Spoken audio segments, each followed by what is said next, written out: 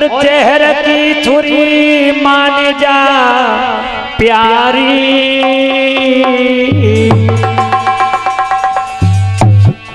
तो आवत देगी निकार रे जीवन की करेगी ख्वारी।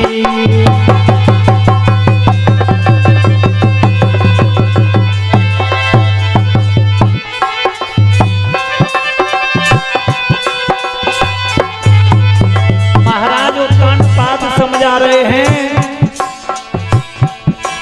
अरे स्वाति चूनती बुरी, चून की बुरी चेहर की छुरी मान जा प्यारी, मान जा प्यारी, कोई आवत तेरी कार रे करेगी तेरी ख्वारी।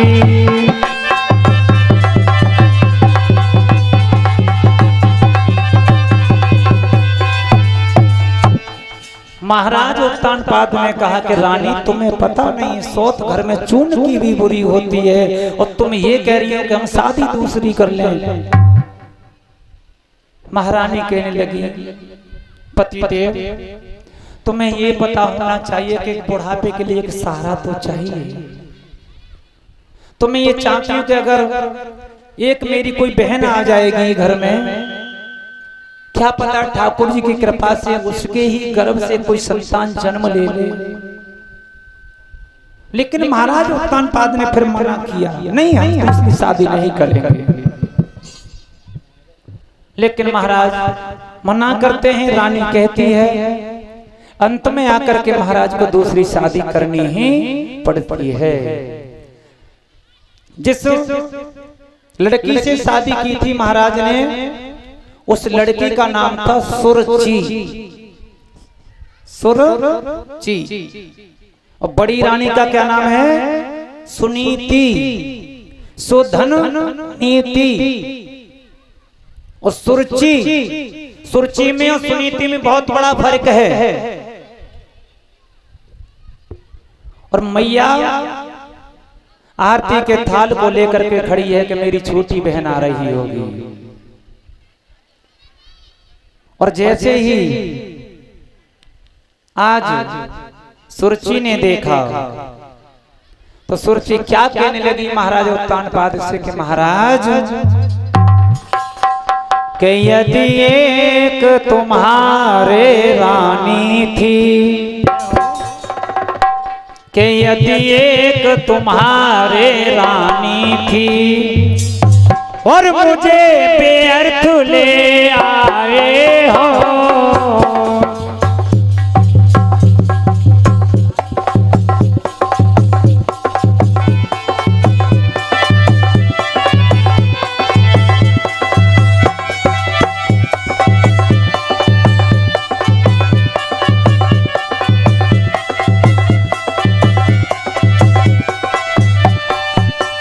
छोटी रानी कहने लगी महाराज यदि एक तुम्हारे रानी थी रे, यदि एक तुम्हारे रानी थी और मुझे बेअर्थ ले आए हो, वो भोग करने को बाकी थी, वो काम काज को बाकी थी, मोई भार झोंकी बेलाए हो।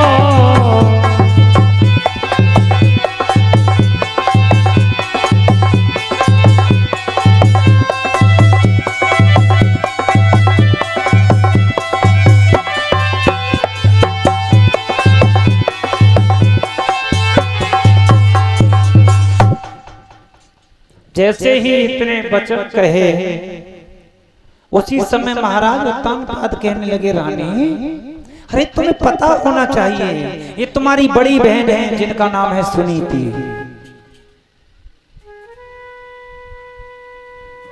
मैया तो आरती का थाल लेकर के खड़ी है कि मेरी छोटी बहन आ रही होगी,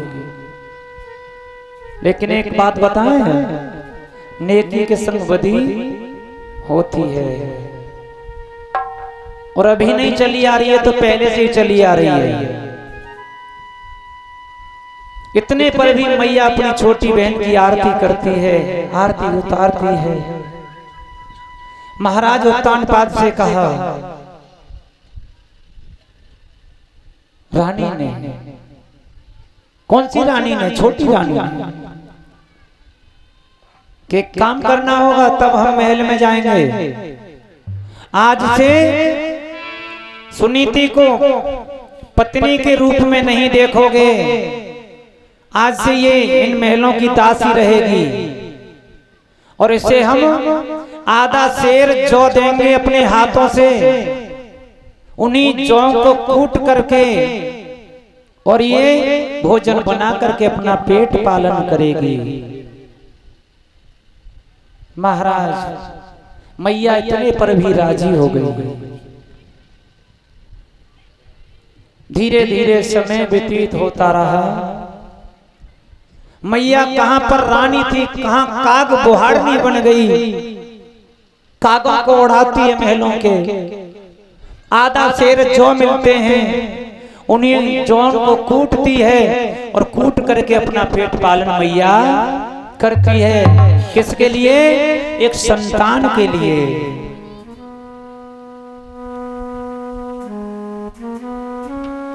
लेकिन सुरुचि को ये पता नहीं है कि आगे क्या होने वाला है। एक दिन मैया सुनीति ने विचार किया कि जब से मेरी छोटी बहन आई है उस दिन से मैंने महाराज को अभी तक नहीं देखा है। ऐसे विचार करते हुए मैया अर्धरात्रि के समय वो जंगल में मरने के लिए चली। मैया जंगल में मरने के लिए चली। बताया जाता है कि दुख की मारी मात और महल से नीचे तड़े आई।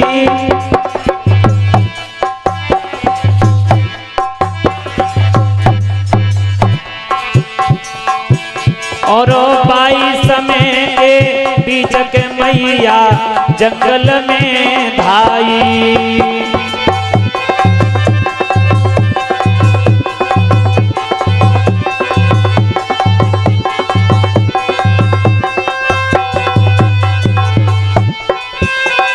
मैया जैसे ही जंगल में पहुंची उसी समय मैया की साड़ी एक बेरी के वृक्ष से हिलक गई और वहीं पर क्या देखा मैया ने कि एक सर्प की बामी है। तो बताया जाता है उसी बामी में से एक सर्प निकला और मैया ने अपने हाथ को कर दिया कि हे सर्पदेव तुम मेरी अंगुली में काट लो और मुझे मार दो। मैया क्या बोली? अरे आज मेरे संकट को बांटो, मुँह पे दुख सो नहीं जातु सर्प मोए अंगुली में काटो। भैया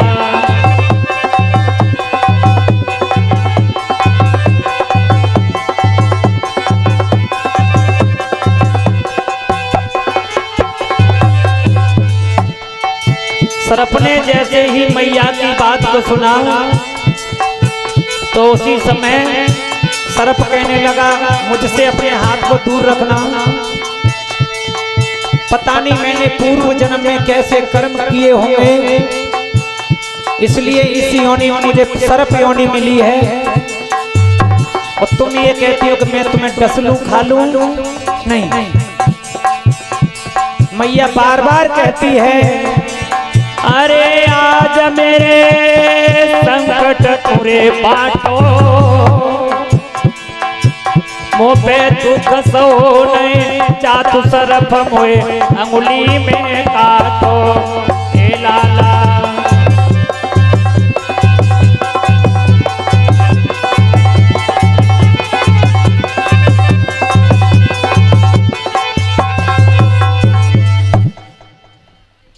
मैया विचार करती है, सोचती है, सिर्फ इतनी बात कह करके और बामी में चला जाता है। आज मैया धीरे धीरे आगे बढ़ी और मैया ने उधर से क्या देखा, क्या देखा कि श्रीमन नारायण नारायण नारायण भजन नारायण नारायण नारायण।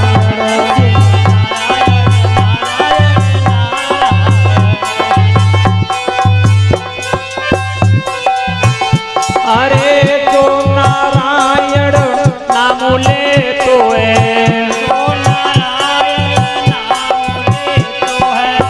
जो नारायण नाम ले तो है, जो नारायण नाम ले तो है, ताके पाप हो तो सब नारायण श्रीमन नारायण नारायण नारायण।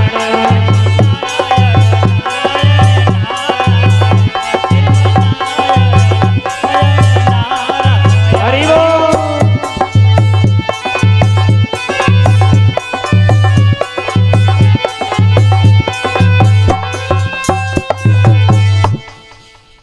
नारायण का गुणानवाद करते हुए और मैया के पास में नारद जी आ गए और जैसे ही नारद जी को देखा और नारद जी ने मैया को देखा, सुनीति को देखा, उसी समय नारद जी बोले, महारानी तुम इस जंगल में क्या कर रही हो? अरे अर्धरात्रि के समय तुम इस जंगल में क्या कर रही हो? सुनीति कहने लगी, ऋषिदेव हम मरने के लिए आए हैं। क्या करने के लिए आए हैं? मरने के लिए। नारद जी कहते हैं, पागल हो रहे हो? पागल हो रही हो तुम? क्यों मरने के लिए आई हो? मैया कहने लगी, मेरे पास में कोई संतान नहीं है और हमने अपने पति देव की दूसरी शादी करवा दी। जो हमारी एक छोटी बहन थी जिसका नाम था सुरुचि, और जिस दिन से वो हमारी छोटी बहन आई थी उस दिन से हमने अपने महाराज को जी भर के नहीं देखा।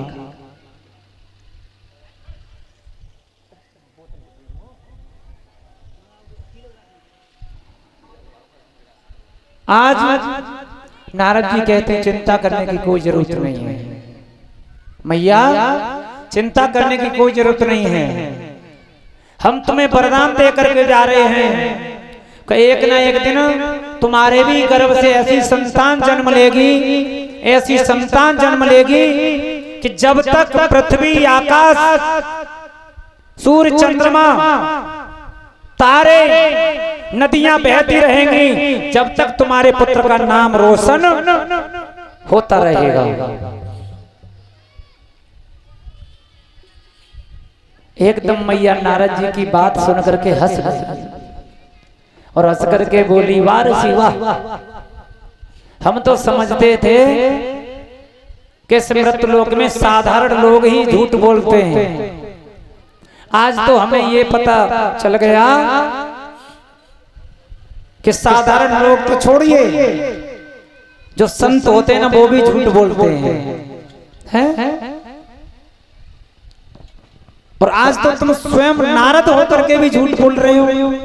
पूरा जीवन निकल गया, हमारे गर्भ से एक भी संतान ने जन्म नहीं लिया और तुम ये कह रहे हो कि हमारे गर्भ से एक संतान जन्म लेगी। नारद जी बोले, हाँ, लेकिन मैया एक काम करना पड़ेगा तुम्हें। हम तुम्हें ये माला दे करके जा रहे हैं और तुम्हें सिर्फ 12 मंत्र का ही जाप करना है, 12 मंत्र का ही जाप।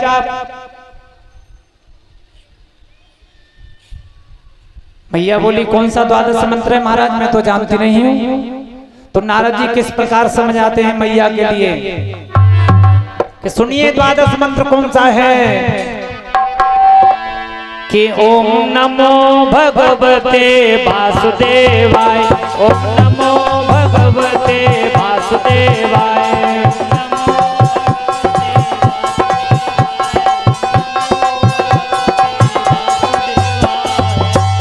अरे वासुदेवाय बोलो वासुदेवाय, वासुदेवाय बोलो वासुदेवाय।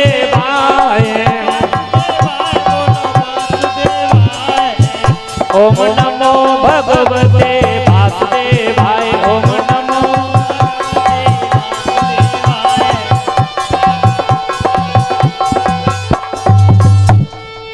नारद जी ने बोल दिया कि इस द्वादश मंत्र का तुम्हें जाप करना होगा। लो हम तुम्हें एक माला दे करके जा रहे हैं। और मैया ने उसी जंगल में एक टूटी सी झोंपड़ी बनाई और एक मटका लिया जल का। जल भर के लेकर के आती है मैया और उसी मटका में से जल पीती है और जो नारद जी बता करके गए थे उसी का जाप करती है। धीरे धीरे समय व्यतीत हुआ और समय के उपरांत एक दिन क्या काम हुआ, महाराज उत्तानपाद जंगल में आखिर खेलने के लिए जा रहे थे। बताया जाता है अरे घोड़ा की करिए सवारी,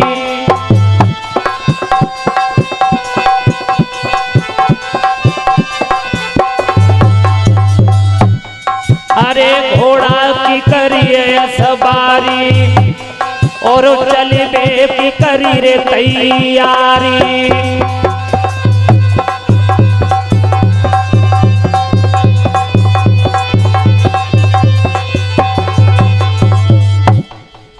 महाराज उत्तानपाद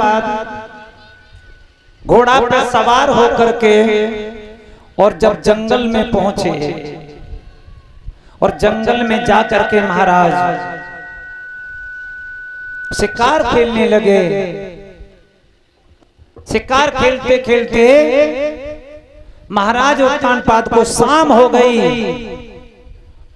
देखिए प्रभु की लीला, जब शाम हुई उसी समय महाराज उत्तानपाद को प्यास लगने लगी। जब प्यास लगी महाराज को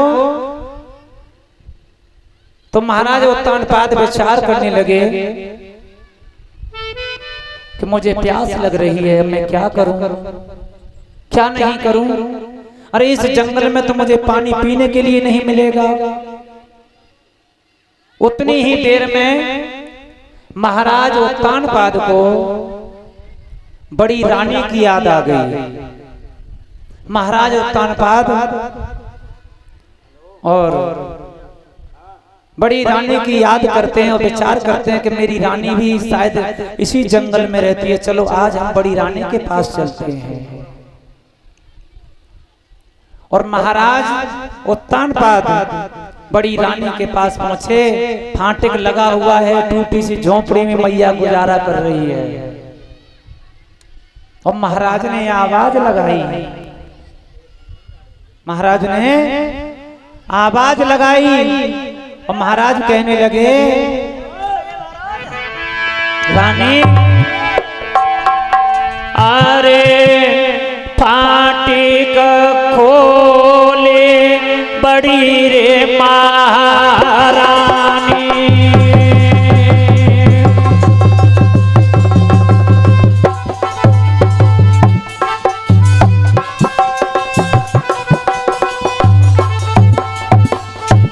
अरे फाटक खोले बड़ी रे महारानी और आज कमान हिरण पे उतानी।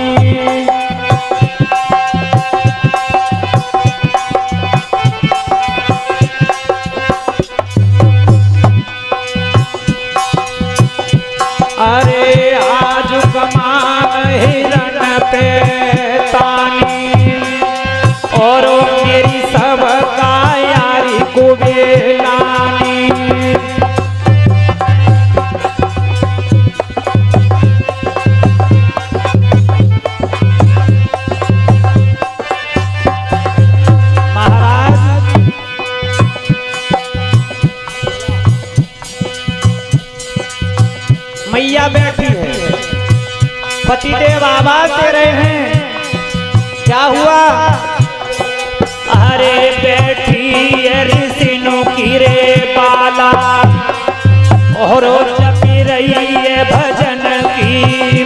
माला।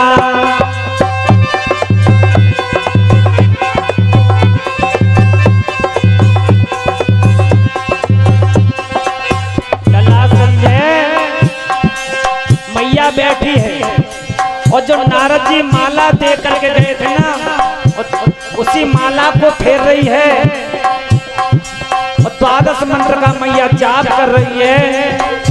लेकिन आगे क्या होता है, मैया ने सुना कि मेरे पतिदेव मेरी कुटिया पर आ गए और मैया के कानों तक जैसे ही आवाज पहुंची, क्या होता है, अरे बोली साजन कीरे पहचाने और उठ के चली है बड़ी रे महारानी।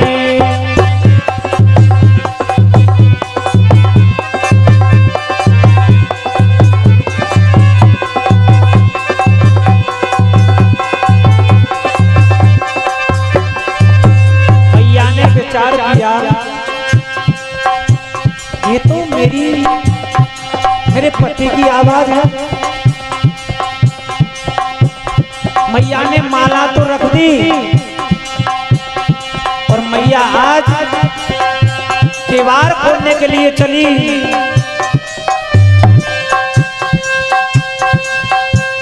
अरे बोली साजन कीरे पहचानी और उठ के चली है बड़ी रे महारानी।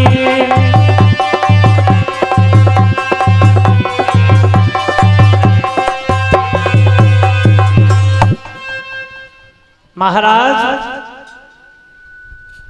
जैसे ही